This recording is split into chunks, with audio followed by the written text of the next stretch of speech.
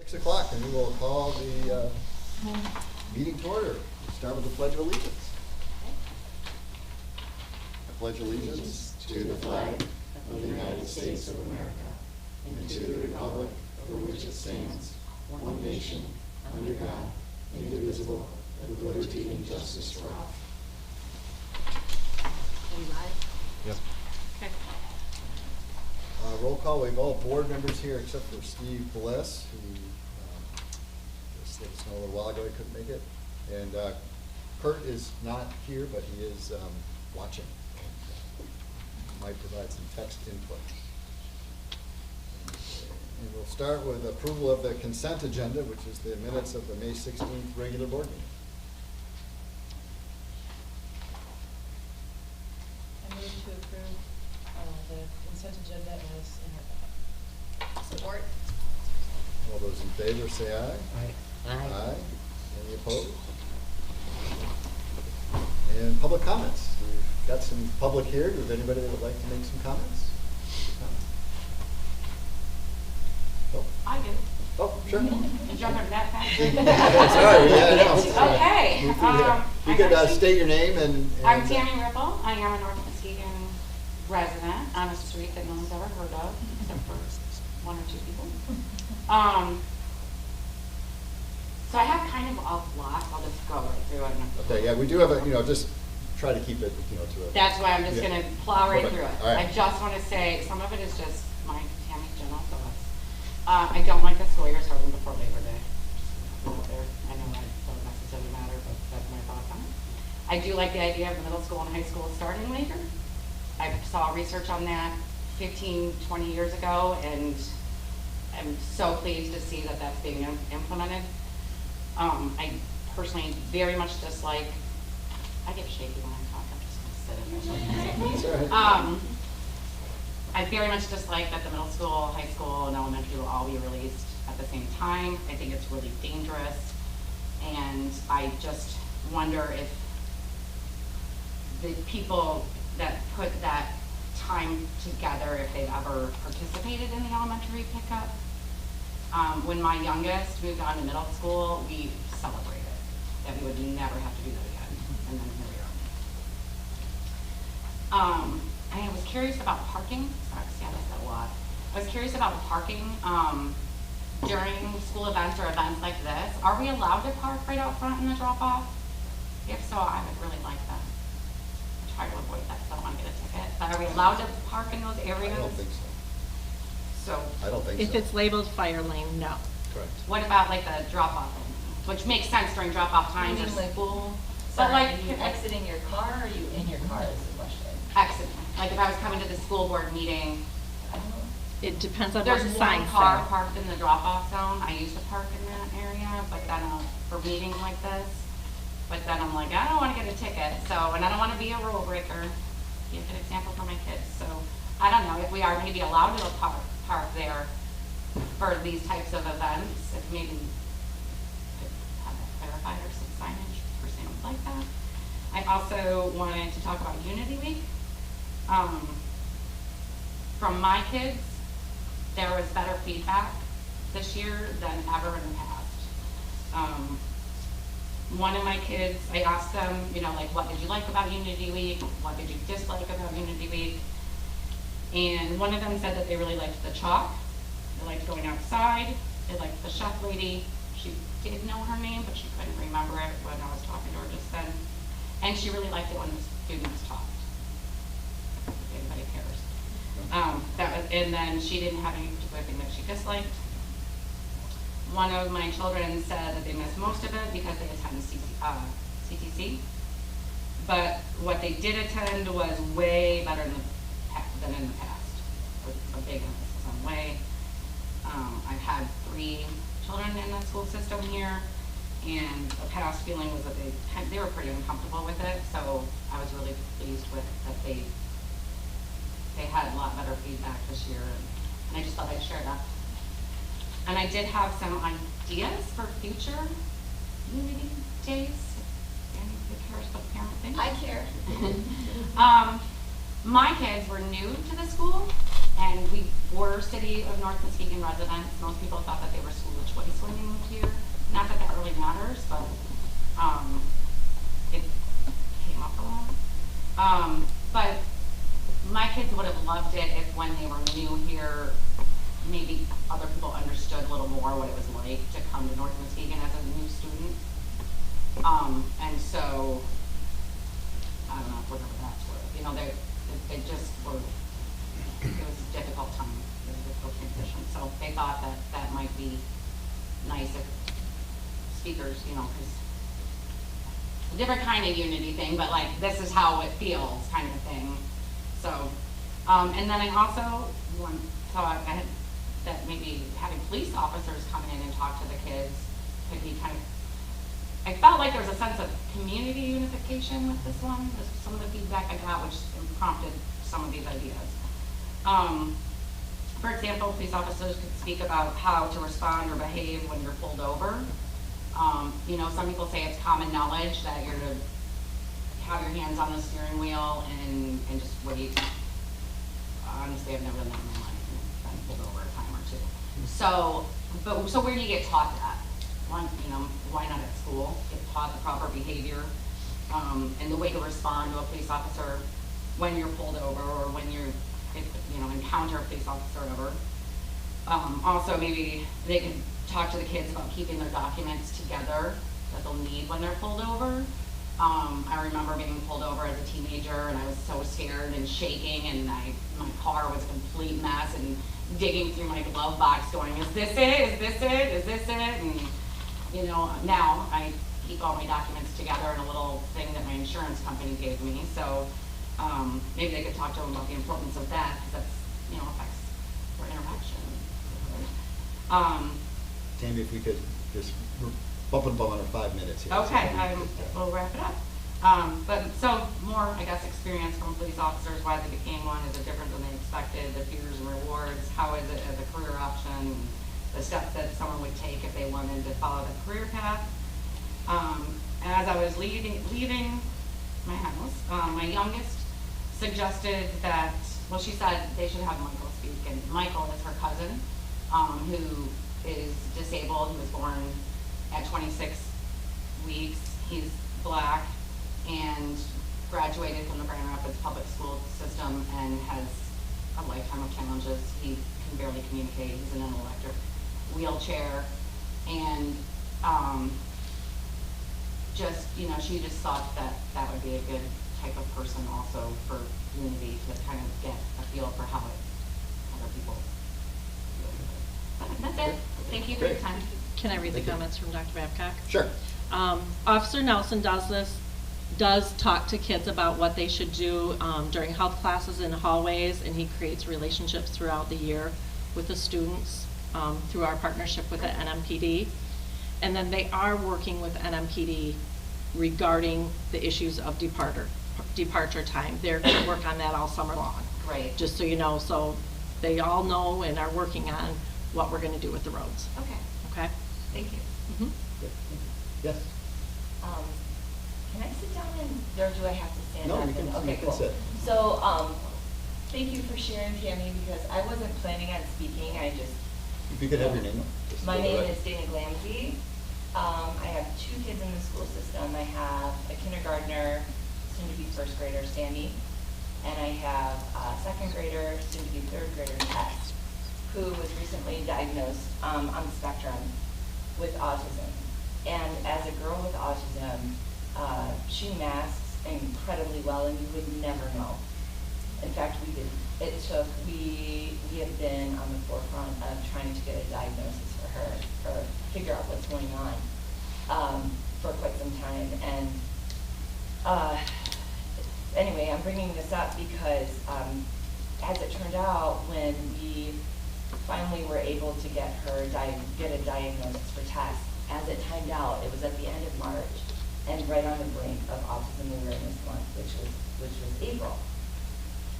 And so for us, as we were as parents navigating this, it happened during, I don't know, it's just a synchronistic sort of thing. And so as we were letting her become aware of her diagnosis, and she became, aware of it and was sharing it with others. I realized in this school year in particular, and what she was going through, there needs to be teachable moments. And so I applaud the fact that this Unity Day is awesome, but I also want to make sure, as a parent who has a kid, that almost it's like an invisible thing. You wouldn't know. I mean, she's doing great with academically. Socially, she does okay, but when she comes home, we have those meltdowns. It's really hard for her to keep buttoned up. So moving forward, what's really important for me and for other kids, she's not the only one. We have, kids that you wouldn't necessarily see it, but I want to make sure that during that time, during Autism Awareness Month, let's make it teachable. I was able to reach out to Mrs. Schumacher, who is a champion for Tess, and she was able to have a teachable moment in her class and be able to share. But I also think as a school district, I don't want that to get missed, nor do I want it to get missed, other neurodivergencies during that month. So I know we've all been dealing with like post-COVID fallout and trying to get back, everybody's struggling. But I really want to make sure that doesn't get missed in future school years. That's really important to me. Just because it also makes her feel super jazzed when other kids are like, oh, you're autistic? Oh my gosh, what does this mean? This means that your brain works differently. And then it makes her feel celebrated. I just think it's important.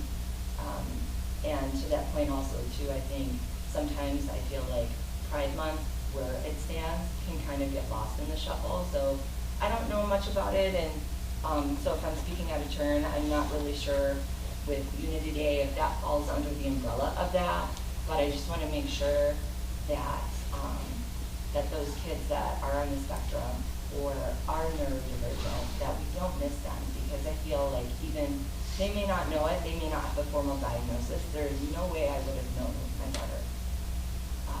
But we have been persistent. So I just want to make sure that in future next school year, and if there's anything that I can do to help or get the people that I would be happy to do anything that I can so that other kids can feel supported in the school district. That's important. Great. Thank you very Thanks.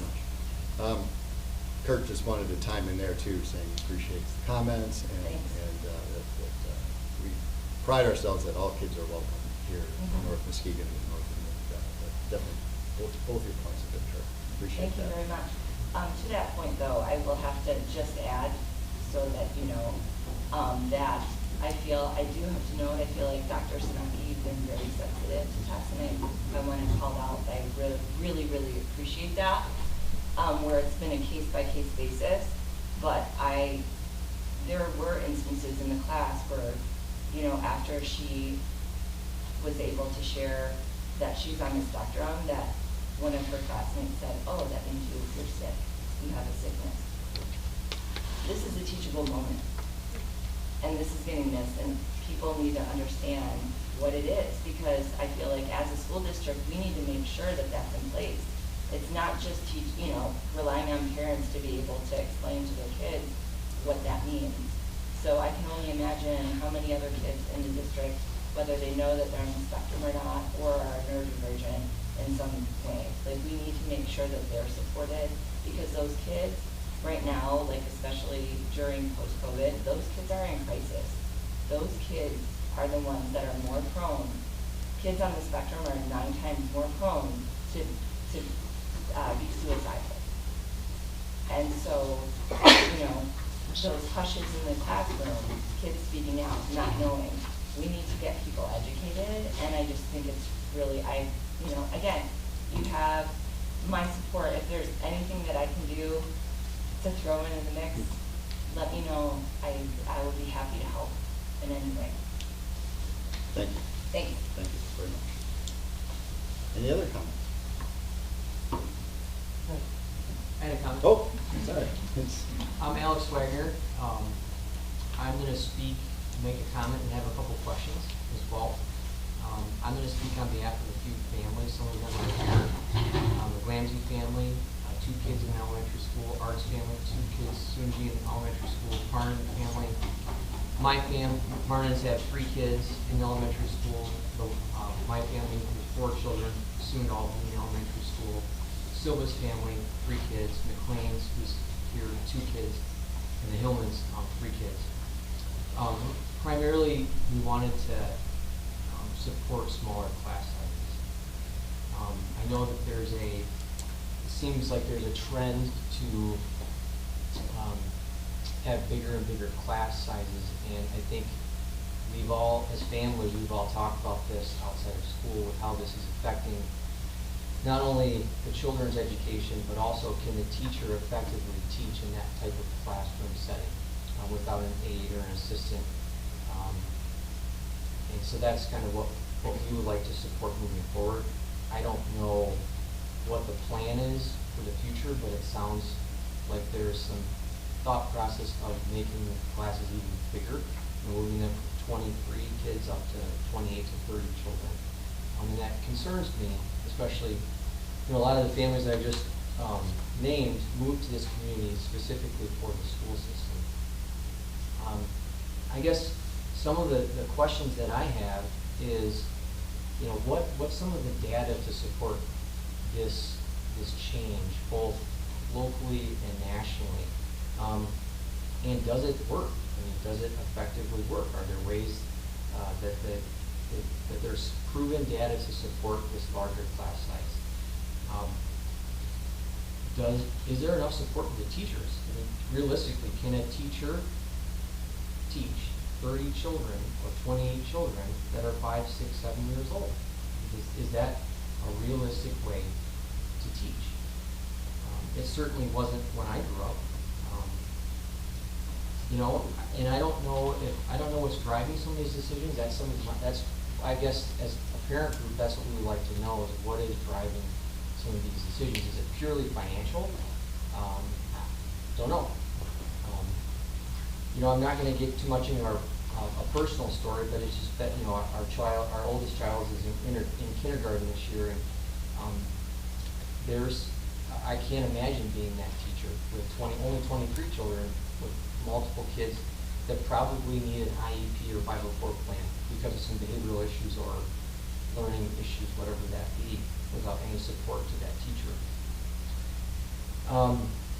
So, again, how can we, as a parent group, how can we support the school, and what are some of the reasons that are driving these decisions? And also, a lot of us have young children, and this is a hard time to make meetings. Is there a virtual option? Is this recorded, or is there like a Zoom platform where people can speak up or attend the meeting? Is that an option for the future? And that's pretty standard nowadays with most meetings. Yeah, we're live streaming right now. We live stream, live but streaming. public can't Right on make the comment. website, we'll give The you public, link. because they have to pre-register, No.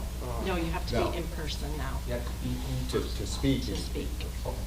Oh. Thank you. Okay, and just to follow up, I know you had some questions.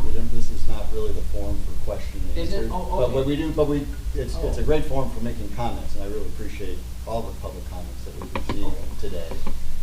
But for a variety of reasons, it's not a question and answer period. Sure. But we always do, take any of these and then try to reach back out to people if there are questions and look to answer some of those. Okay? And a lot of times that might even be addressed in the board comment section at the end as well. Thank you. Okay. But thank you for coming as well. Any other public? If it's okay, I can just piggyback on that comment. Sure. I'm Jessica Cook. I am running for county commissioner, actually in this district. I'm not here in that respect today. I have an incoming 4th grader and 7th grader in the district. And my 7th grader is that class that has 28 kids in the class. And I can speak with firsthand knowledge that that was the class that the teachers were just so very thankful to see move on out of their class. That was the class that teachers had to get through. And our kids suffered because of it. They had a much harder learning experience than kids with 23 kids in their class. my daughter's, who's going into 7th grade, experience in elementary school versus my son who's going into 4th is just drastic. And I think that that has a lot to do with class size. So I would just add that comment in support of just a little first-hand experience in support of smaller class sizes and understanding that you have a lot of things to juggle when considering budgets and staff sizes. And we respect your struggles, but just wanted to add our support for small class sizes as possible. Okay, wait, so we will certainly follow up with that, and Kurt's sort of texting as we talk. He couldn't see it. He's texting in, and so we will follow back up with those comments. And the others. Alex, if you can get your contact information to me at the end. Any other comments?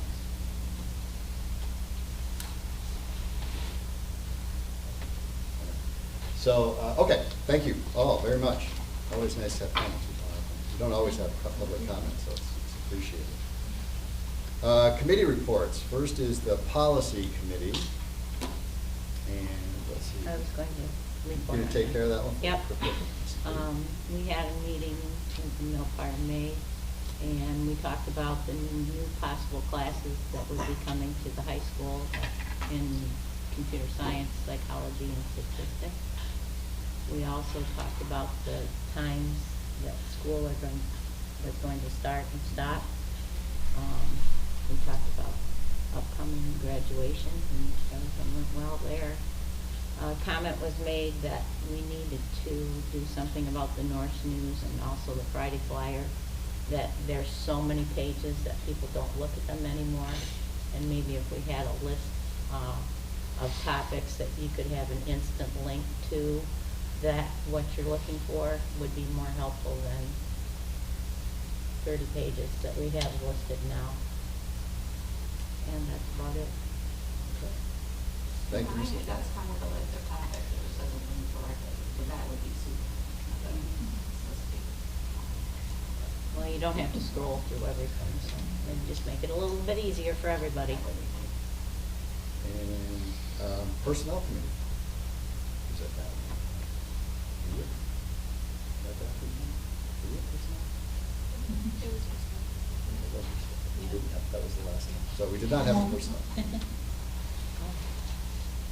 Okay. All right, next on the agenda is new business, is school of choice lottery.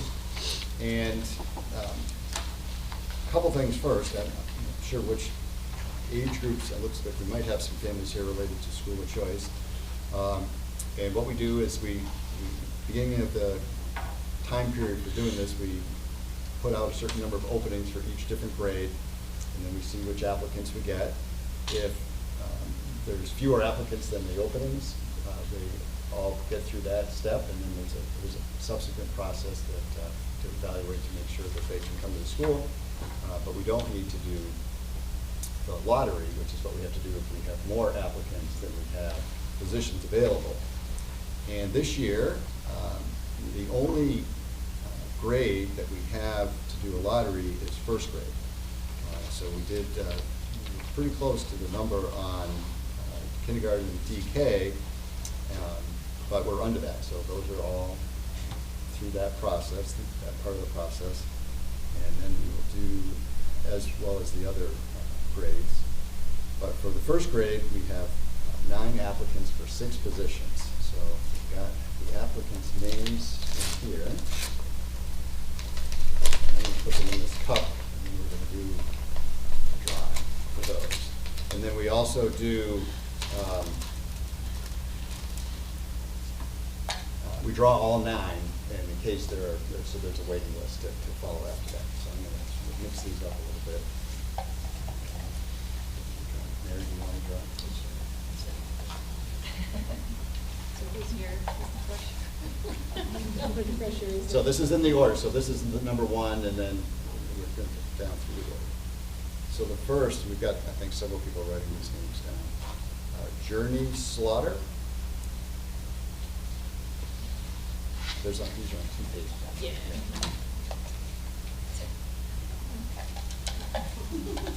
They stick together.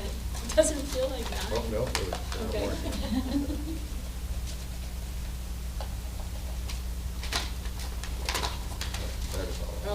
Okay, didn't feel like 9. That feels better. Second on the list is Parker Anderson.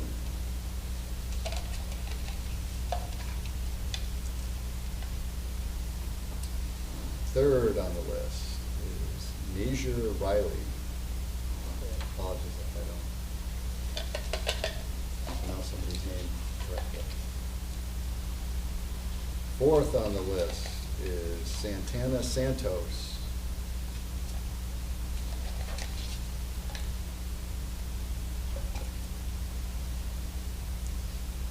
Fifth on the list is Yoreli Rojas. Sixth on the list is Ajax Reynolds. Now we have the 3 alternates that we will have. First alternate are Yana Donlin. Second alternate, Colson Castle. And the third alternate is Grayson Alger.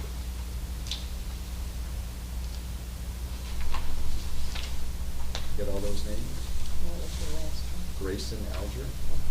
Journey, Parker, Nhsaa, Santana, Yoreli, Ajax, and then Ariana, Colson, and Grayson. Right. So, Christie or Ken or something, the next step in the process for people whose names were drawn? Letters and will be sent out by the end of the week Okay. for contact, Okay. and that will be, give you further instructions. Okay. May I ask a question? I'm sorry, it's probably, is that something that we, afterwards, maybe it's something that I could direct to Dr. Sanaki? Yeah. Okay, Yep. I'll do Yep. that. Okay. It's just regarding class size and Oh, process. yeah. Awesome. Yeah. Thank you.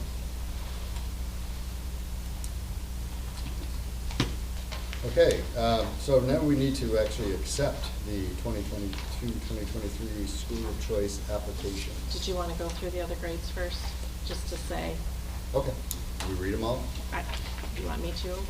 Oh, no, I can read them. Okay. Can we read all the kindergarten names and so forth? No, not the names, just the openings. Oh, and just the how openings, many okay. applied, So if you'd for like to know. kindergarten, we had 30 openings, we had 17 DK applicants and 11 kindergarten applicants. For second grade, we had 20 openings and 3 applicants.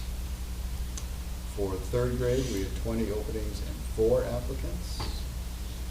For the fourth grade, we had 16 openings and 5 applicants. For the fifth grade, we had 15 openings and 12 applicants.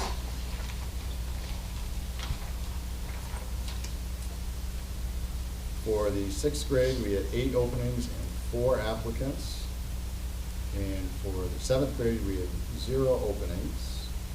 For the eighth grade, we had 7 openings and 5 applicants.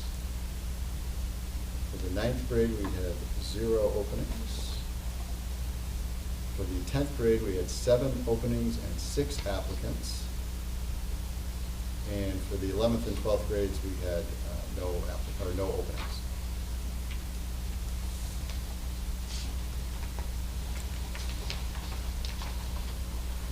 Okay, so if we could have a motion to approve the acceptance of the 22-23 school year of choice applications. Support. Okay, is there any other discussions, questions, comments? All those in favor, please say aye. Aye. Aye, and opposed? Okay, thank you. Next is the approval of the membership renewal for the NHSAA. This is something we have to do every year to renew the membership in the NHSAA. That's the Muskegon High School Athletic Michigan. Association. Michigan. Sorry, Michigan High School Athletic Association. I'll make a motion to approve the membership renewal of NHSA. Support. Is there any other questions on that? All those in favor, please say aye. Aye. Any opposed? Okay, and next we've got the second reading for approval of the policy updates for February 22. Were there any questions on any of those? I've been approached by some people about the policy concerning school, what you wear to school. Okay. And I wish that we could probably take some time to discuss this at a later date. Okay. What policy number is that? Policy 5511.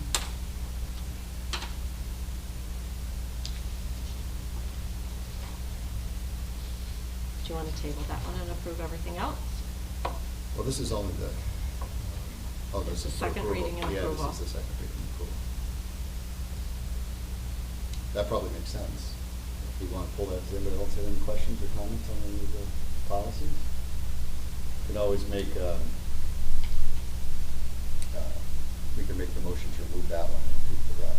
Yeah, there's a tabled Yeah. one. I can table it. I move that we table policy number 5511, dress and grooming. Is there support for that motion? Support. Okay, it's been moved and second to remove policy 5511. Any other questions or comments? All those in favor, please say aye. Aye. Opposed? Okay. And are there any questions or comments on the remaining policy updates?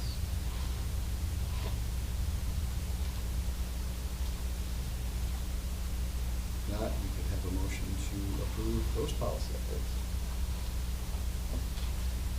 I move to approve the remainder of the policy updates as presented in my packet. Support. Okay, all those in favor, please say aye. Aye. And opposed? Okay, those all pass. Thank you. Next, we've got 1, 2, 3 resignations. Heather Clausen, Carly Winnicky, and Emily Newton. We have letters behind the those. No. Any questions I or didn't. comments on those? Okay. If we could have motions related to those.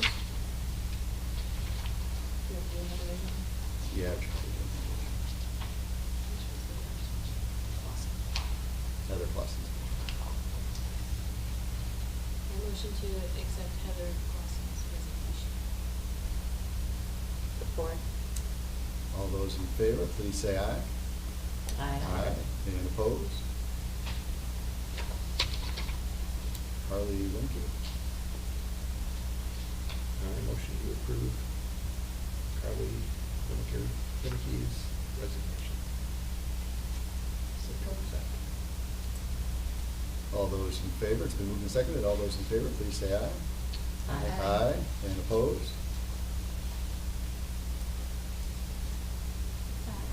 And for Emily? I move to approve Emily Newton's resignation. Support. And all those in favor, please say aye. Aye. Aye. Thank you, and we do want to wish all three best of luck, and thank you for your time here at North Muskegon, and best of luck in your future ventures, endeavors. Okay, next is approval of the Applied Imaging Copier contract. And that is attached. Are there any questions or comments on the contract? The bullet points are on that email I printed. Oh, yeah, that's right. Let's see. Yeah, Kurt has some comments. This is it's a renewal of our applied imaging contract for another 5 years. All copiers and printers were replaced with new equipment. The elementary classroom printers will be removed, lowering our monthly bill from $1,132 by $1,132, about $68,000 over 5 years. The black and white cost per page is reduced, the color cost per page is reduced. They're more efficient for workflow and so forth, and students can scan their ID for print release to improve their printing, reducing buildup. So it sounds like it's good points to this contract. And I know we've been with them, and since we kind of switched over to them, we've been, I think, very happy Yeah. with everything that they've done. I have a motion to approve the Applied Imaging Copier contract as stated. Support. Okay, any other questions or comments? All those in favor, please say aye. Aye. And opposed? Do you want to read Kurt's message on the last? Huh? He sent us a message on the last, Oh. on the resignations, if you'd like to read it. Oh. Yes, well, Kurt wanted to say, kind of echoing what we said, that with regret, we accept those resignations for reasons that help themselves and their families. We certainly wish them the best. So Kurt, as always, wants to,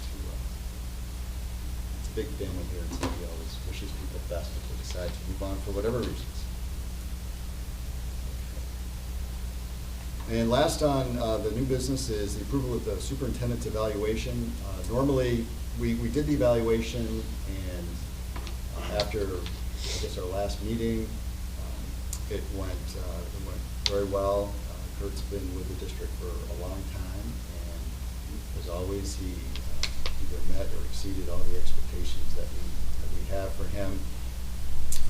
He's done a wonderful job for the district. Kurt and I then met last week to kind of review the evaluation one-on-one, and one of the things that we do with that is we kind of review what he's done over the prior year. We, as the board, establish some goals that we're going to look to move forward on for the next year. It was a great meeting, as it always is with Kurt. One of the things he always scores well on when we do these evaluations is his willingness to accept any constructive criticism or comments, and is certainly not bothered or offended if we do make any comments. So it was a very productive meeting. It's been a very challenging, not just year, but the last 2 or 3 years have been, it was always a challenging job, even more so because of COVID and everything else that's going on. So we were very happy to give Kurt a strong evaluation. Normally we also read a letter, but because he's not here, we're going to save that for the next meeting, when he can actually be here to have to respond to us reading a nice letter about him. So if there's anybody else has any other comments on the evaluation, you can go ahead and approve it, but subject to reading the letter at the next meeting. I move to accept the superintendent evaluation. Support. All those in favor, please say aye. Aye. And any opposed? Okay, great. Next is board comments, and we'll start with Mrs. Peters. I hope everyone has a wonderful summer. I think we deserve that.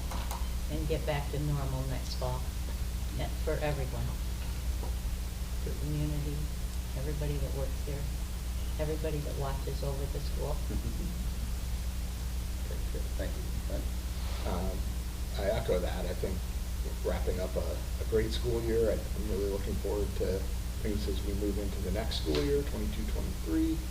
I also want to thank parents and concerned community for showing up to these things, and also even pulling us aside. So that's what we're on the board here to do, is to listen and guide our school system to be the best. So, and I think we saw really strong kind of involvement by the parents and the community in this last half of the year. So happy to see that. Yeah, I will echo that. We don't often have it. We've had a little uptake in public comments, which is nice. And one of the things that's makes the North Muskegon the kind of school district it is that the size, which there's, in my mind, really allows the school and the community to interact on a much different level than at a bigger district. But that, it works at this meeting, but it's not just here. It's a regular daily interaction of parents and students and just other concerned members of the community. And your voices are always heard, and I think it's really what makes this a strong district. So I appreciate people showing up tonight and have shown up, throughout the year. I also wanted to say congratulations on graduation. It's very well done, and it was nice to have a nice full graduation and some perfect weather, and having all the board members up on the stand was nice too. Thank you. Yeah, I'm just going to echo a thank you for your comments. All of you hidden back there. And Dana, just briefly to comment in diversity, equity, inclusion, you're absolutely right. And I think a lot of people don't think about individuals with disability when you use that term. And it's something that I've been a proponent of and that this school district has been very receptive to. But I'm really happy to hear your voice and to speak out. So I thank you for that. Tammy, your point about new students coming into the community, I think is a great one because we don't often think about when we're thinking about that DEI, we're not necessarily, I know we do a lot to support our new students, but as a community member, like that doesn't pop to the top of my head, so that was a great reminder too. And all of your comments, we do take them all to heart and we do talk about them. And give you feedback as we can. So thank you for speaking out, and I wish everybody a wonderful summer. I hope it's restorative. I hope it's what everybody hopes it to be. Students, family members, faculty. You guys don't really get a summer vacation, but I hope it's a different kind of work for you, and I hope that it's what you hope for, and start next year off fresh. To the surprise of absolutely nobody, I am going to wish our girls soccer team good luck tomorrow. Yeah, I won't be able to go to that, and I am leaving for vacation this week, so I'm not going to see them, as I'm sure they are going to take another state championship. So all the best to them. Thanks to Caleb Pernin and everything he's done with those girls. Graduation was great, and then it's just one of those things that it's a good reminder of like how much there is to love about the community, like going to grad parties and like the athletic boosters thing in Walker Park. Like just, I don't know, we have a really awesome community, and I don't know that I personally reflect on that fact too much, but we really do. We've got some great kids who just graduated, amazing ones who are still with us. So yeah, I feel very fortunate to be part of this community. Well, I will echo what's been said down the line. I would like to add best wishes to our resignees this year. And I do want to give a shout out to Ken, because as the parent of my youngest just graduated, and it was a really great graduation. It was fun to be outside and have it all go so well. So anyway, that's all. Okay. Kurt just texted in a go Norse, and so with that, we can adjourn the meeting. Thank you all.